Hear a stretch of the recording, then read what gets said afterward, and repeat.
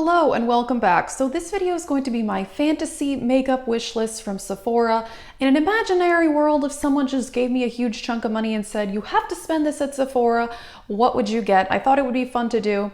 Let me know what you guys would pick. And also I did pick Sephora just because they have more luxury brands that I'm into, whereas Ulta, they don't have some of these brands. They have some high-end like Lancome, Estee Lauder, but those are not as exciting to me. So that's why I picked Sephora. So let's get into it. First up, I would definitely buy stuff from Natasha De Nonna. I do own the mini nude palette, but that is the only thing I have from that brand. It is very expensive. And there's a lot that I would get if there was like no money limitations in the world. I've really wanted her highlighter, the Natasha De Nonna Super Glow. These are $38. But the reviews are really good. I've heard a lot of people say that these are super metallic without being chunky at all. So this actually may be something I actually realistically get at some point. But yeah, $38 is a lot. However, it's actually the same as a Becca highlighter, so that is actually not as crazy for this brand. Now, her eyeshadow palettes are a whole nother story. They are extremely expensive, except for the mini ones. I really want the gold palette. I mentioned that in a recent video.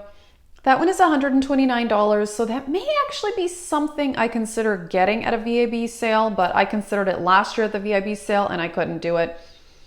She also has those really expensive ones that are $200 and something. I could never bring myself to spend that much money. I'm not even sure I could do it if someone even gave me just like a $1,000 Sephora gift card, because those are really expensive. But I would be interested in the ones that are closer to $120. Next is another brand I would buy a lot from, and you've heard me talk about it a lot, that is Hourglass. I do have some of their products. I have the ambient lighting palette and I have two other of the ambient lighting powders. A product from them that I have had before, but I've never bought the full size, is their Veil Primer. The full size for 1 ounce is $54. I had a deluxe size and I ran out of it really fast. So I just never repurchased, even though I love it. It may be the best primer I've ever tried, but it runs out quickly. So $54 like every 2 months would be pretty crazy for me, but it is a really good primer. And the other thing I've wanted to try is their foundation stick. I've heard really good things about it, but I'm not super into stick foundations, so I've never bought it. It's not that bad. It's $46, so it's a lot, but it's not too crazy. The next thing I would get would be some skincare from Sunday Riley.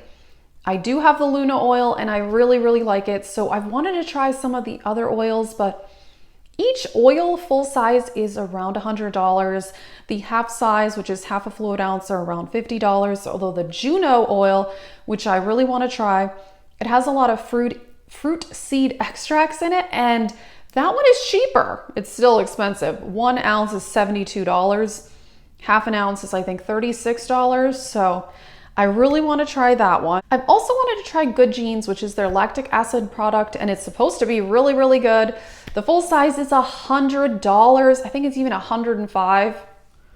Insanity, but in a fantasy world, I would probably buy it. One brand that I actually do own a lot of products from is Becca. And if money had no limitations, I would get a lot of her highlighters. Particularly, I've been wanting Prismatic Amethyst ever since it came out. By the way, they said that was limited edition 2 years ago. It's still out.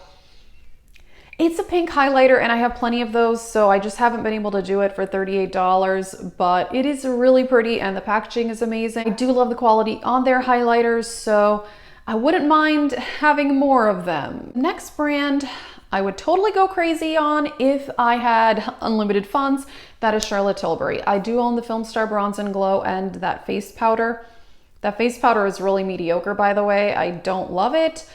But I've been wanting to try some of the lipsticks by Charlotte Tilbury for a long time. They are $34 each. So I haven't done it just because I have a really large lipstick collection and it takes me a long time to even finish one. So I don't know. And I've had a lot of lip products go bad, so that's kind of held me back also. But yeah, if I just had like a free gift card with lots of money on it, I would definitely get some.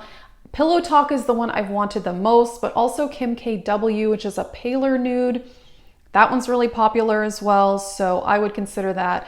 Also, I've wanted to try her foundation. People say that is also really good. And oh, the other thing is the magic cream. So that is apparently like the perfect cream to wear under makeup, and she kind of formulated it herself. It's $29 for half an ounce, so it's not that crazy, but I looked at the ingredients and I don't know, to me, ingredient wise, it didn't really seem like it was that much more magical than other moisturizers on the market. So that didn't wow me, but I'd be curious to try it just so that I can know, is it really that good? Alrighty, so that is my fantasy Sephora wish list. If I had just free money just to spend, these are some of the products I would get. I actually may purchase some of these in the future, but I'm on a budget for the year, so I really can't buy more than like one of these things at a time because each item is like around $50. So we'll see. At some point, hopefully I try some of these products. Let me know what's on your kind of fantasy wish list, and thank you for watching.